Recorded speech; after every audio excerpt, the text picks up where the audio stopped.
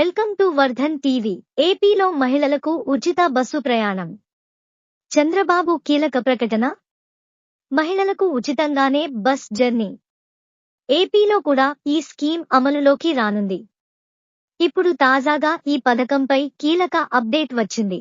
తెలంగాణలో ఉచిత బస్ ప్రయాణం సూపర్ సక్సెస్ అని చెప్పుకోవచ్చు. ఎందుకంటే చాలా మంది ఆడవారు ఉచితంగానే ఇప్పుడు బస్సుల్లో ప్రయాణం చేస్తున్నారు. కర్ణాటకలో ఈ స్కీమ్ మొదటిగా అమలులోకి వచ్చింది. తర్వాత దీన్ని తెలంగాణలో అందుబాటులోకి తెచ్చారు.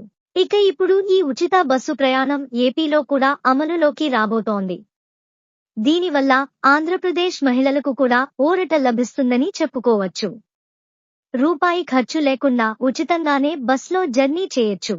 చంద్రబాబు నాయుడు ఎన్నికల ప్రచారంలో భాగంగా ఉచిత బస్ ప్రయాణం హామీ ఇచ్చారు. ఇప్పుడు టీడీపీ కూటమి అధికారంలోకి వచ్చింది.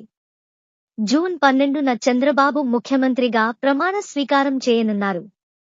పీఎంగా పదవీ బాధ్యతలు చేపట్టిన తర్వాత ఉచిత బస్ ప్రయాణంపై కీలక ప్రకటన ఉండొచ్చని సర్వత్రా అంచనాలు నెలకొన్నాయి.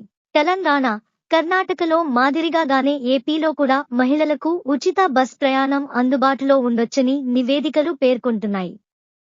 ఏపీఎస్ఆర్టీసీ ఇప్పటికే ఉచిత బస్ ప్రయాణం స్కీమ్కు సంబంధించి ప్రాథమిక నివేదిక సిద్ధం చేసినట్లు తెలుస్తోంది. తెలంగాణలో అనుసరిస్తున్న విధానమే ఏపీలో కూడా సరిపోతుందనే అంచనాకు ఏపీఎస్ఆర్టీసీ అధికారులు వచ్చినట్లు నివేదికలు పేర్కొంటున్నాయి. అయితే ఈ స్కీమ్ అమలుపై పలు అంశాలలో స్పష్టత రావాల్సి ఉంది. కొత్త జిల్లాల పరిధిలోపే ఉచిత బస్ ప్రయాణానికి పరిమితి ఉంటుందా? లేదంటే ఉమ్మడి జిల్లాల పరిధికి ఉచిత బస్ ప్రయాణం కల్పిస్తారా? లేదంటే రాష్ట్రమంతా ఉచిత బస్ జర్నీ చేసే వెసులుబాటు ఉంటుందా అనే అంశం తెలియాల్సి ఉంది. ఒకవేళ ఉచిత బస్ ప్రయాణంపై ఆంక్షలు వస్తే మాత్రం ప్రభుత్వంపై మహిళలు వ్యతిరేకత చోటు చేసుకోవచ్చు. అందువల్ల ప్రభుత్వం ఎలాంటి నిర్ణయం తీసుకుంటుందో చూడాల్సి ఉంది. కాగా మరోవైపు చంద్రబాబు బాధ్యతలు చేపట్టిన తర్వాత ఒక 100 రోజుల్లో ఈ స్కీమ్ను అమలు చేసే అవకాశం ఉందని చాలా మంది అంచనా వేస్తున్నారు. అయితే ఇప్పటిదాకా ఈ స్కీమ్కు సంబంధించి ఎలాంటి అధికారిక ప్రకటనలు లేవు. రానున్న రోజుల్లో పూర్తి అంశాలు వెల్లడి కానున్నాయి. మరింత వార్తా సమాచారం కోసం వర్ధన్ టీవీ న్యూస్ ఛానల్ని సబ్స్క్రైబ్ చేసి బెల్ బటన్ను యాక్టివేట్ చేయండి.